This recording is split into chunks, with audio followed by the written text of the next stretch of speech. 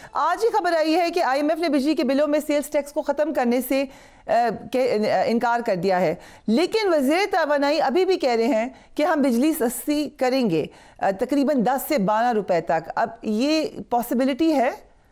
फिर ये पहली बात तो ये कि अभी तक इन्होंने 5 आईपीपी के साथ जो है वो कॉन्ट्रैक्ट खत्म किए हैं या अबॉलिश किए हैं। वो आईपीपी हैं जिनकी पावर परचेज एग्रीमेंट 2021-2022 में ऑलरेडी एग्जॉस्ट हो चुकी थी। ये कोई नथिंग एक्स्ट्रा ऑर्डिनरी, कोई इन्होंने एक्स्ट्रा ऑर्डिनरी काम नहीं किया, बल्कि ये है कि नेपरा जिसकी रिपोर्ट आप पढ़ रही हैं, देखिए वहां पे ऐसे लोग बैठे हुए जिन्होंने इनके 2030 तक एग्रीमेंट किए। अब बात ये है कि जिस तरह आपने कहा है सोलर पैनल का, आप यकीन करें, आप गाँव में चले जाए, किसी जगह चले जाए, लोग अपनी बीवियों का जेवर बेच के, माल मवेशी बेच कर सोलर पे जा रहे हैं। और ये सोलर पे इतनी तेजी से जा रहे हैं कि मेरा ख्याल है कि अब हमारी जो डिमांड है वो 22-23 हज़ार से ऊपर नहीं जाए।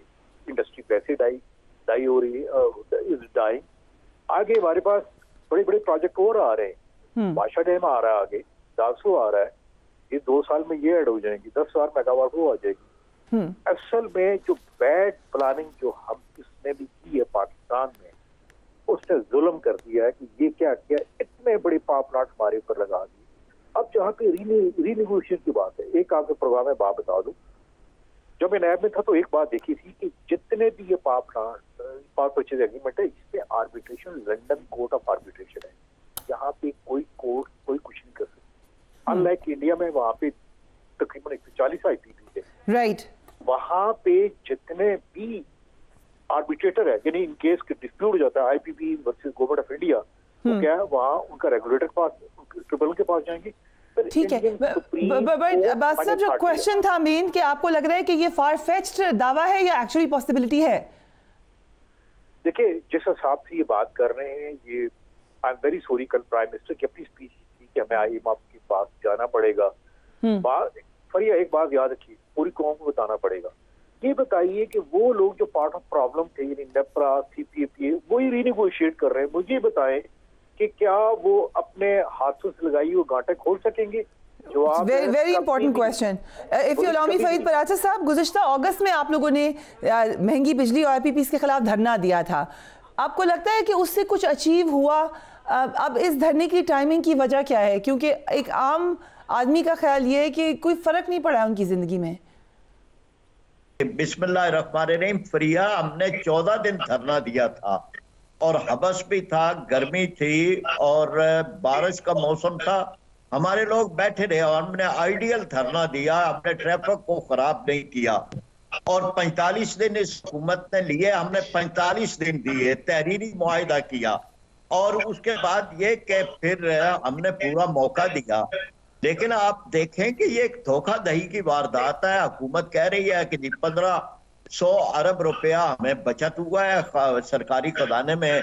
मजीद इसके जो आईपीपी के 5 यूनिट बंद हुए हैं, उनके साथ हमारे मुआहदे खत्म हुए हैं। 1500 अरब रुपए की हमें बचत हुई है। वो बचत आवाम को क्यों नहीं मिल रही है? आप आवाम के साथ धोखा क्यों कर रहे हैं? टैक्स इस्तिस्ना आपने दिया इन आईपीपीज को। 100 करोड़ रुपए का रोजाना इस कौम को 100 करोड़ रुपए का रोजाना इस कौम को चूना लग रहा है। आप अंदाजा लगाएं कि 13,000 मेगावाट बिजली ले रहे हैं, 43,000 मेगावाट के हम पैसे दे रहे हैं, 5,000 करोड़ रुपया बिजली बनाने वालों को दे रहे हैं, 26,000 करोड़ रुपया बिजली ना बनाने वालों को दे रहे हैं। कैपेसिटी चार्जेस का वहीं पे मामला है। फ्यूल एडजस्टमेंट जो है वो भी उसी तरह से मौजूद है। वो मुआहदे डॉलरों में कीमत दे रहे हैं, आईपीपी से लेकर डॉलर हम इनको दे रहे हैं और 400 खानदान हैं जो इससे फायदा उठा रहे हैं। आप देखें, ये इतनी बड़ी इस डकैती है, इतनी बड़ा एक धोखाधड़ी की वारदात है जो इस कौम के साथ हुई है। अब उसके बाद ये कि आप रोज हमारे वजीर तवानाई, अब भी उनका बयान जो है वो टिकस में चल रहा है कि जी हम आपको रिलीफ देंगे। भाई कब देंगे? आप ये कितने मुद्दत से आप कौम से वादे कर रहे हैं और आईएमएफ के पास आप जा रहे हैं ये इजाजत लेने के लिए कि मुअद्दिबाना गुजारिश है, अगर आप इजाजत दें तो हम अपनी कौम को रिलीफ दे लें।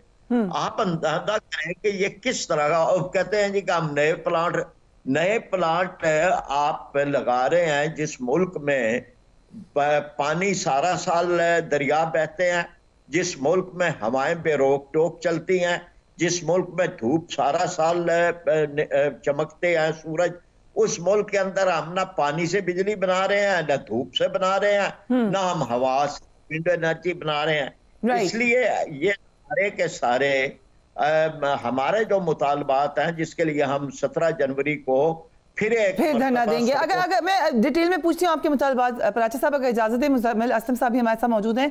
मुजम्मिल असलम साहब, जो आपने देखा होगा वज़ीर तवानाई ने एक बड़ी ऑप्टिमिस्टिक बात भी की, लेकिन उन्हें वज़ीर आला खैबर पख्तूनख्वा पे तनकीद की। उन्होंने कहा कि सूबे में जो कुंडा कल्चर है, इस हवाले से जो कारकर्दगी होनी चाहिए वज़ीर आला की, वो नहीं है। देखेंगे, बिस्मिल्लाहिर्रहमानिर्रहीम, गाड़ी आप चलाएं और गलती से जो है वो गाड़ी आप खैबर पख्तूनख्वा पे ले आए, और अगर आप गाड़ी को जो है एक्सीडेंट कर दें तो आप खैबर पख्तूनख्वा पे इल्जाम लगाए, तो ये कोई तरीका तो नहीं है ना। पेस्को है किसकी? क्या पेस्को में सूबाई मुलाजिम बैठ के काम करते हैं? पेस्को का CEO बोर्ड ऑफ डायरेक्टर क्या सूबाई है? तो ये बच्चों वाली बातें करते हैं। और दूसरा, मैं इंतजार कर रहा था ये आप सवाल करें, इनकी आप बुक्स की इंतहा देखें, जहाँ ये खुद बैठे हुए इस्लामाबाद में आईएसको।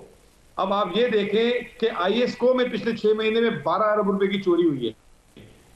अगर ये इतने ज्यादा ऑनेस्ट होते, ये इतने ज्यादा इनको वो होती, तो ये बात करते कि इस्लामाबाद में सबसे पहले कहते कि इस्लामाबाद में चोरी हो रही है और मैं इसको खत्म करूंगा।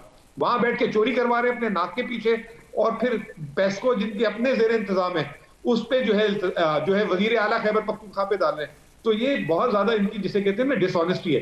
फिर उसके बाद पाकिस्तान में जो है सबसे ज्यादा बिजली जो है ये सक्खर इलेक्ट्रिक में चोरी होती है, उसका नाम नहीं लिया इन्होंने। हैदराबाद इलेक्ट्रिक में चोरी होती है, वहां पे क्या वजीर आला नहीं बैठे में? तो ये हम ना कर सकने वाले नाकारा लोग। फिर ये बिजली महंगी किसने की है? इन्होंने की है।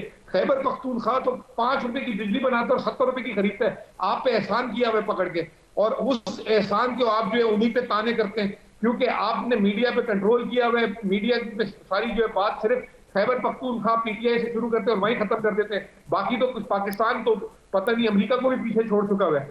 हालत अपनी देख नहीं रहे और दूसरों पे इल्जाम तराशी करते हैं बैठ के। और सबसे ज्यादा ये जो वजीर तवानाई है, जहां पे जिस इलाके से है, पाकिस्तान की सबसे ज्यादा बिजली इनके फीडर से चोरी होती है, 90%। वहां पे तो जाके कोई काम नहीं कर सके।